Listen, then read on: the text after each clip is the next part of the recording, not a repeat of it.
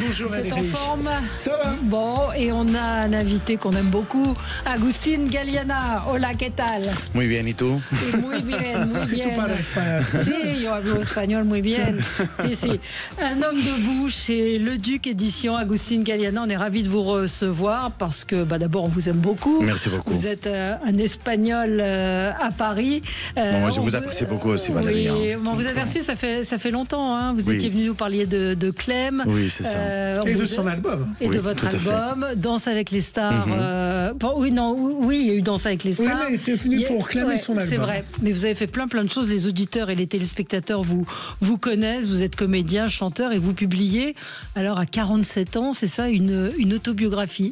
Bon, pour moi, plutôt qu'une autobiographie, c'est un bilan. Ouais. C'est une façon de voir où j'en suis, comment je vois toute ma vie avec tout le travail personnel que j'ai fait. Ouais. Et C'est un livre très très personnel où Oui. vous racontez un certain nombre de vos blessures, le harcèlement à l'école, le divorce de vos parents, des secrets de famille, votre sœur. Il y a énormément de choses. Des erreurs que j'ai commises aussi. Des erreurs aussi. Il y a des photos de vous, petit. Vous étiez très mignon, hein, merci. toujours. Et c'est vrai Un que... vrai parcours de vie. Oui, c'est un vrai parcours de vie et c'est assez courageux, je trouve, de raconter ces choses-là.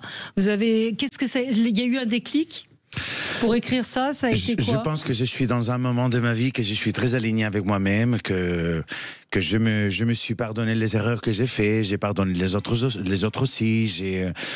Voilà, je pense que j'ai fait, comme je t'ai dit, j'ai fait un bilan. J'essaie de mettre dans la balance les choses positives, les négatives et surtout comment aujourd'hui je vois mes failles, mes imperfections, les choses que j'ai bien fait, les choses que j'ai mal fait. Voilà. Vous avez déjà eu des retours sur ce livre, des réactions? Qu'est-ce que les gens vous disent de ça, justement? Les publics, les lecteurs, les gens qui ont lu le livre, ils se retrouvent dedans. Parfois, ils se sont identifiés des autres. Ils trouvent que c'est touchant. Voilà. Bien sûr. Mais ce qui m'a interpellé beaucoup, c'est le retour de quelques journalistes qui m'ont dit que c'est pas un livre bidon. Non. C'est-à-dire que... Non, je vous l'ai dit, c'est très sincère. On sent qu'il y a que je raconte pas... voilà, c'est pas que des mots et je raconte un petit truc et après il y a beaucoup de décorations autour. Sinon vraiment, je me livre. Et je me livre pour une raison. C'est parce que normalement, on a honte de parler de nous. Oui, absolument. Et des échecs ou des blessures. Oui, on sent un genre de culpabilité.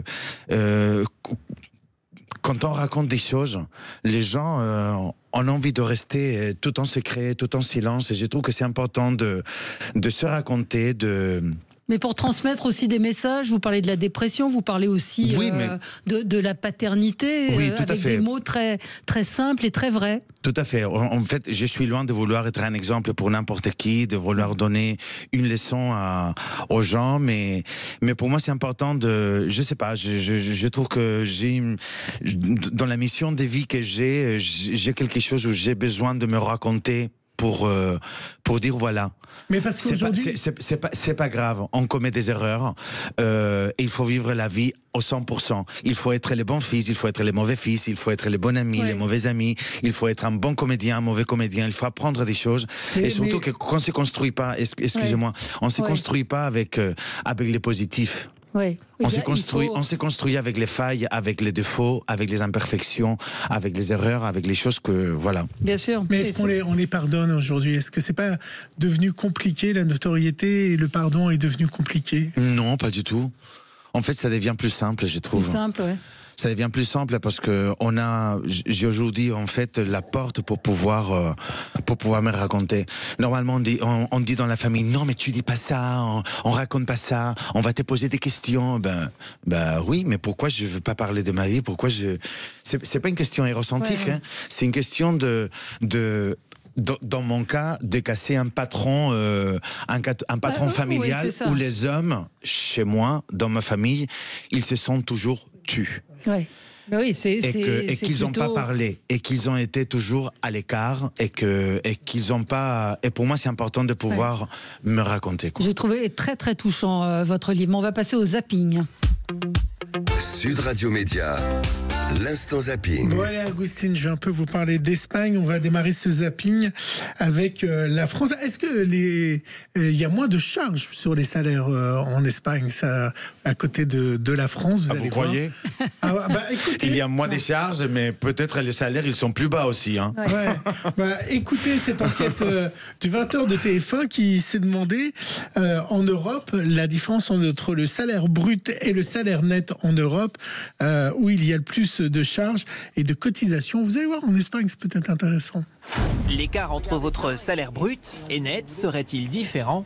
Nous avons fait le test. L'écart de salaire Oh. Ah oui, hein. Prenons par exemple Cyprien. À 23 ans, il est payé 3 000 € brut par mois. Cela fait 2 370 € net en France. La même chose en Allemagne. En revanche, il toucherait environ 350 € net de plus en Italie, jusqu'à 436 € de plus en Espagne. Je pense que notre système est bien fait. On est content qu'il nous protège, qu'il nous sécurise dans plein d'aspects. Maintenant, oui, c'est des chiffres assez affolants. Je ne savais pas du tout qu'il y avait un tel écart. Je suis assez stupéfait. Depuis peu, ce comparateur en ligne propose d'estimer votre rémunération nette en France et chez nos voisins. C'est le MEDEF qui l'a lancé avec un objectif, dénoncer le coût du travail en France. Exemple, si vous touchez 1 604 € net, votre employeur verse en réalité 2 636 €. Évidemment, je vous ai mis ce son parce que les débats reprennent à l'Assemblée sur le financement. Après, il faut voir où ils sont versés cet argent, où ils sont utilisés et quels sont c'est-à-dire si en France on est plus privilégié par rapport à la santé, par rapport à la culture, l'investissement en culture. Je pense que l'investissement en culture c'est pas les mêmes en France qu'en Espagne. Il y a une sécurité sociale en Espagne. Mais évidemment. Donc là aussi, les choses sont évidemment, prises en charge. mais oui, elles sont prises en charge, mais le système il est différent. Ici, quand on va à la sécurité sociale, tu vas chez les médecins, tu payes, après tu es remboursé. Là-bas, tu payes pas. Là-bas, le système il est complètement différent. Alors, je vais vous parler maintenant. Alors, vous savez, Valérie, qu'il y a la boxe, le MMA, les concours de bras de fer, voire même les concours de force avec les bûcherons. Vous avez déjà vu ça? Oui. Alors aujourd'hui, ce qui est à la mode, c'est la baffe dans la gueule. Alors, oui, j'ai vu ça. J'ai vu ce reportage sur terrible. France 2. Terrible. Ah, mais moi, ça m'a marqué. C'est pour ça que je l'ai mis dans mon zapping. Terrible. L'idée, c'est de mettre une baffe à son adversaire et de le mettre KO. Reportage étonnant. C'est d'une violence incroyable. Alors, c'est vrai que je ne sais pas en radio ce que ça va donner, mais en télé, c'était d'une violence. Ah oui, allez le voir sur le site de France 2. Mais j'ai trouvé que c'était un reportage fort de France 2. Je voulais en parler dans le zapping. Ce sont des duels à main nue où le dernier combattant qui reste debout l'emporte. Les compétitions de slap fighting, les combats de gifles, connaissent un succès phénoménal aux États-Unis. La plus suivie de ces compétitions de claques est née ici, à Las Vegas. Elle a refusé de nous accréditer, alors nous prenons place dans le public, où les fans assument un discours sans ambiguïté. Je ne suis venu que pour la violence, peut-on lire sur ces t-shirts. Dès les premiers duels, les premiers KO. Les règles sont simples. 3 claques chacun pour assommer un adversaire qui ne peut pas se protéger. Derrière les combattants, des assistants chargés de retenir leur chute et un décompte comme à la boxe lorsqu'un adversaire est sonné. Lors du dernier duel, un des participants va longuement rester au sol, le nez en sang. Les radios révéleront plusieurs fractures au niveau du visage. Je ne sais pas pourquoi on va dans la violence. Alors Stéphane, qui sait tout, surtout, me dit c'est un art martial ancestral, la baffe, et c'est slave. Voilà. Moi, le truc, c'est que moi, je suis pas pour la douleur. Moi, j'aime pas la douleur. J'aime pas la violence. J'aime pas tout ça. Donc, moi, j'ai du mal à comprendre que tu puisses être face à quelqu'un, que tu lui mets une gifle comme ça.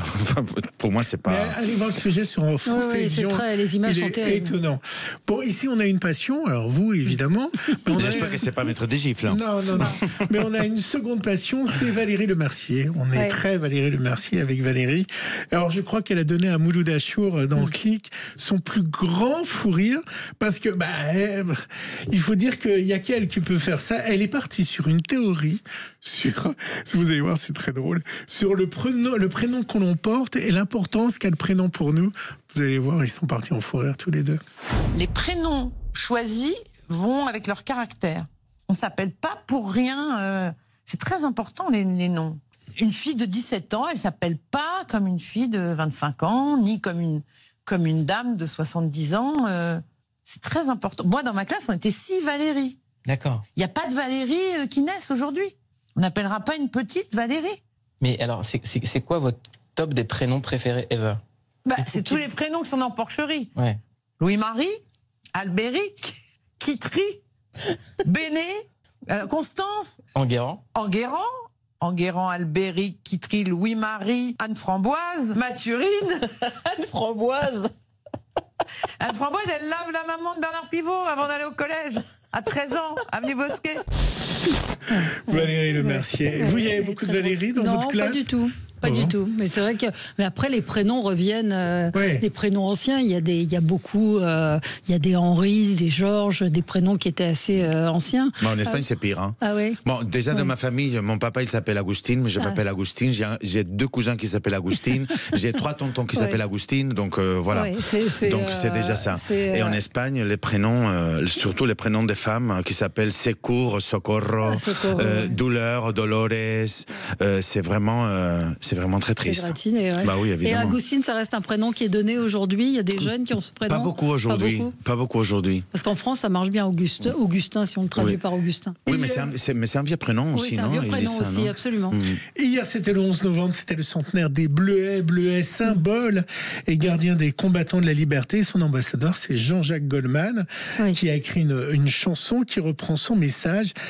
Pas de paix sans gardien, ni liberté sans soldat. Sa chanson s'appelle On est là et elle est chantée par des militaires. On n'a pas de paix sans gardien, ni liberté sans soldat. Contre les vents, les courants mauvais, ensemble on résistera. Juste un appel au secours, pas de discours. Bien. Ouais, alors il y a Héloïse, si je me souviens bien.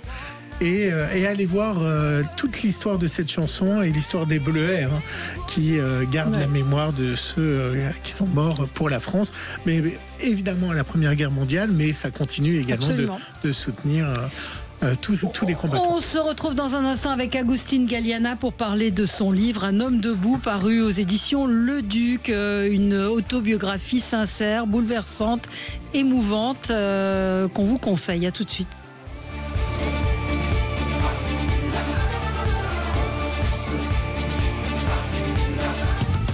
Sud Radio Média, Valérie Expert, Gilles Gansman.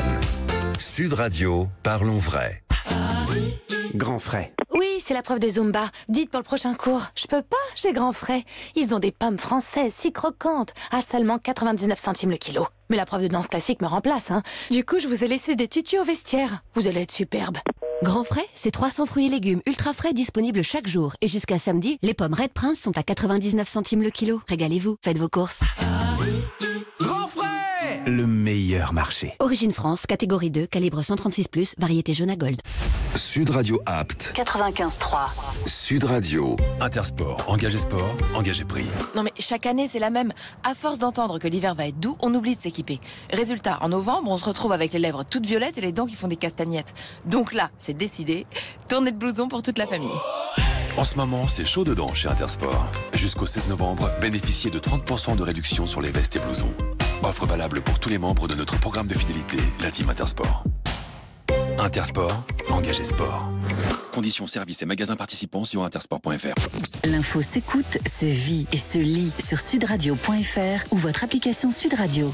Pour ceux qui adorent les ambiances de fête et celles qui raffolent du chic à l'anglaise, Kiabi en fait toujours plus pour les familles. Laissez-vous charmer par la collaboration Kiabi et Catherine Painvin, la créatrice fondatrice de la marque Tartine et Chocolat. Des pièces mode, des pyjamas cocoon en tartan et de la déco pour sublimer vos fêtes. Notre coup de cœur, la chemise garçon à 14 €. Kiabi, la mode à petit prix. Jusqu'au 25 novembre. Conditions kiabi.com. Dans la vie, vous pouvez choisir de partir à l'aventure, dormir à la belle étoile à même le sol et vous réveiller avec un limbago en vous rappelant que vous avez effectivement bien 40 ans tassés.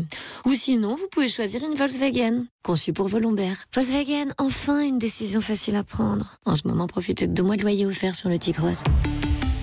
T-Cross Life 9, LLD 37 mois et 30 000 km, premier loyer de 4 000 €, puis 2 loyers offerts suivis de 34 loyers de 179 €, si acceptation par Volkswagen Bank. Dans la limite des stocks disponibles du 1er au 30 novembre. Conditions sur Volkswagen.fr. Pensez à covoiturer. On a beau dire, Omiris, question alarme et télésurveillance, chapeau. Et à ce prix-là, matériel, maintenance, agent de sécurité et appel aux forces de l'ordre, tout est compris. Mais alors, tout le monde va s'équiper? Ça, avec Omiris, on n'a pas fini de courir. Omiris, alarme et télésurveillance, vous êtes entre les meilleures mains. Un service opéré par EPS, agréé CNAPS.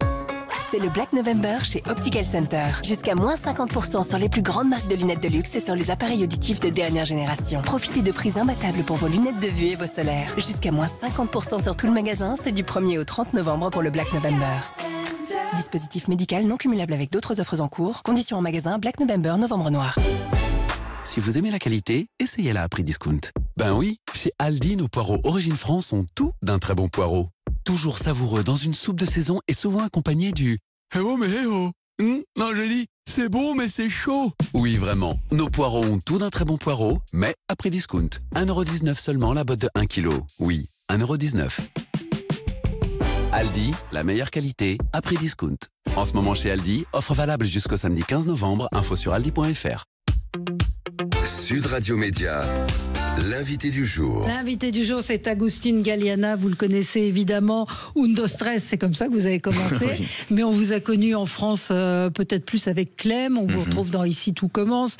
Vous avez gagné de Masked Singer en hippopotame. Tout à fait. Voilà. Je vous mettrai un extrait tout à l'heure. Voilà, mais c'est un parcours de vie que vous racontez dans ce livre, Un homme debout, paru chez Le Duc, une sorte de confession, d'autobiographie, où vous racontez vos blessures, vos choix, les erreurs, et où vous avez eu envie de vous mettre à nu d'une certaine manière, avec beaucoup de sincérité. Et oui, c'est pas fake. Après, il y a aussi les moments de bonheur. Oui, mais évidemment, j'ai eu une enfance aussi très heureuse. Ouais. Mais surtout, je voulais raconter cette histoire, mon histoire, parce que parfois, les gens qu'on travaille à la télé, qu'on est dans la lumière devant les caméras, on trouve qu'on a un parcours de vie comme si on nous avait déroulé un tapis rouge devant nous. Non, c'est pas si simple. Et du coup, je trouve que mon histoire, c'est une histoire très ordinaire. Et comme quoi, avec une histoire très ordinaire, on peut aussi... il faut la raconter parce que nous, les artistes, on est comme n'importe qui, quoi. Par contre, on a une image de nous comme si on était... oui, des stars faciles, tout va bien. Des dieux donnés, tu vois. Des dieux donnés en deux mots. Oui. Pas Dieu donné. Non. Oui. Vous voyez ce que je veux dire ou pas? Des gens qui marchent sur l'air, qui sont, qui n'ont pas de problème. On a des problèmes aussi. On a eu beaucoup de soucis et voilà. Après. Quand le Duc m'a contacté pour écrire ce livre, franchement, moi je trouve que dans mon histoire il n'y a rien d'extraordinaire. Comprenez-moi bien, c'est-à-dire que j'ai pas vécu une guerre comme ma grand-mère. Voilà, donc c'est-à-dire pour moi c'est. Vous parlez pas français. Quand même. C'est vrai. Et vous devenez un des comédiens avec un accent. C'est aussi parfois très compliqué de faire des castings lorsqu'on a un accent espagnol et qu'on parle à peine la langue. Vous racontez ce parcours. Les comédiens et les chanteurs, on travaille avec la langue, avec les mots, avec la parole. Donc arriver dans un pays où tu parles pas un mot de la langue qui se parle dans ce pays, franchement, ça complique un peu les choses pour ton métier. Et en plus, je suis pas arrivé non plus avec une situation idéale où j'arrive avec un boulot, avec plein d'argent, avec un appartement déjà. Non, je suis arrivé, j'étais vraiment dans la merde. J'avais 1000 balles dans la poche. Je connaissais qu'une personne à Paris. Voilà, ça a été très compliqué. Mais ce qui m'a fait m'en sortir de la dépression, avant on parlait. Vous parlez Valérie, de la dépression. Ce qui m'a permis de sortir de ça, c'est de me rendre compte que l'unique moyen de m'en sortir, c'était vraiment m'accrocher à ma passion. De m'accrocher à faire les choses qui me rendaient heureux. Ouais. Vous parlez de la drogue aussi, hein. Vous avez commencé à fumer aussi à un moment. Oui. J'avais envie de disparaître. Et ça a été pour vous un moment aussi douloureux parce qu'on sombre dans ces... On sombre et t'as envie de disparaître, t'as envie de t'endormir, t'as envie d'être anesthésié et voilà. Et j'ai tout quitté. J'ai quitté Madrid, j'ai quitté la weed, j'ai tout quitté et je suis arrivé à Paris pour me reconstruire, me réinventer et je remercie tellement tout ce qui m'y est arrivé, toutes les rencontres que j'ai fait qui m'ont permis d'être aujourd'hui ici, être assis ici aujourd'hui avec vous pour raconter l'histoire d'un homme debout. Alors si on avait bien écouté votre album, vous racontiez quand même tout ça dans une chanson qui s'appelle Je ne regrette rien, où là pour le coup on retrouve presque votre livre dans cette chanson. Écoutez. J'ai fait souffrir et j'ai souffert, parfois je n'ai pas su faire, parfois j'aurais dû me taire. Mais c'est comme ça, les atouts mais pas tout pour plaire, pas de retour en arrière, moi je vais vers la lumière. Où que l'on soit, les amours passent, reste le cœur qui bat mais ne se bat plus pour rattraper le temps perdu. C'est un peu le livre. Alors oui, en fait, je pense que la société, les humains, on se trompe quand on regrette des choses. Avant on parlait des erreurs, mais quand on regrette aussi d'avoir été, par exemple, harcelé, d'avoir été dans des situations négatives. Mais si je suis là que je suis aujourd'hui, c'est grâce à ça. C'est-à-dire que aujourd'hui, je remercie aussi tous ceux qui m'ont harcelé à l'école parce que ils ont été pour moi des coachs personnels. Oui, mais ils m'ont entraîné. Vous le dites aujourd'hui, évidemment. Mais c'est ce que dit le titre, un homme debout, c'est-à-dire que vous avez été couché, vous êtes tombé. Ça me fait penser un peu au livre de Philippe Labro, tomber 7 fois et se relever 8. Tout à fait. C'est ça. Et puis vous racontez beaucoup de choses, encore une fois. C'est courageux parce que vous racontez, par exemple, quand vous avez fait Danse avec les stars, vous dites c'était pour moi qui me suis toujours interdit d'avoir des paillettes, de danser, etc. Ça a été quelque chose de très important. Donc là, on est au-delà on est sur quelque chose aussi d'intime et d'humain. Et de ce qu'apporte aussi ce métier pour vous. Oui, et surtout parce que aussi j'ai eu une période où j'étais très distant de ma mère, où on a pris la distance avec ma mère, que je regrette énormément, mais c'est grâce à mon métier que j'ai pu aussi me réconcilier avec elle, tu vois. Et puis on vous a vu complètement délirant dans le personnage de l'hippopotame et du coup ça révèle aussi le fait lorsqu'on est masqué, on était plus vous m'avez dit ça parce qu'on s'en est parlé un peu avant, vous aviez senti une vraie liberté. En fait c'est la production qui m'a permis aussi je me suis permis de prendre cette liberté parce que c'est la production qui me l'a permis, et c'est vrai que c'est un déguisement, c'était un personnage qui me permettait de faire énormément de folies, quoi. Comme vous aviez une mini-jupe et vous faisiez conga. Oui, tout à fait.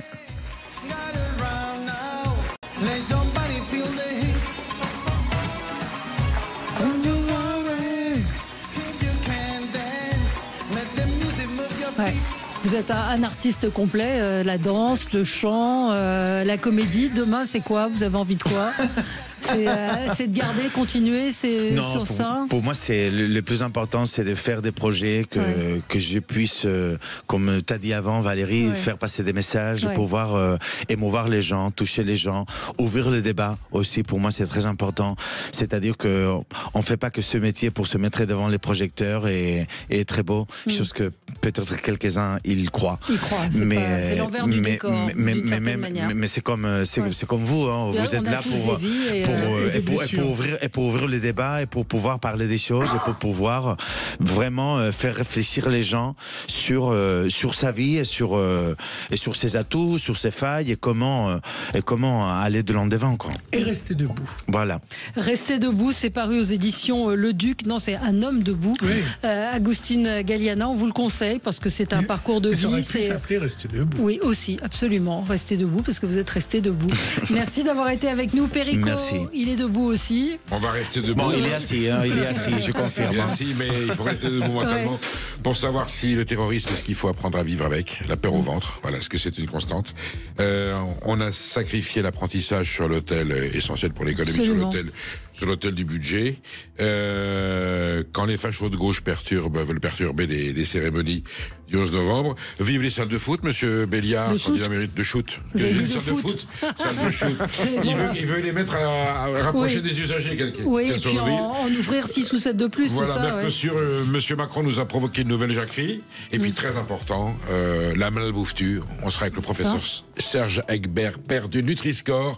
Voilà, comment combattre la malbouffe, c'est qui va être obligatoire, le Nutri-Score. C'est pour ça, et c'est sa victoire. Ça fait longtemps qu'on se battait pour ça, et c'est un triomphe. Et Valérie a beaucoup participé aussi à l'époque, au combat du Nutri-Score. Voilà. Merci, on vous retrouve dans un instant, cher Perico, et nous on se retrouve demain. Très bonne journée.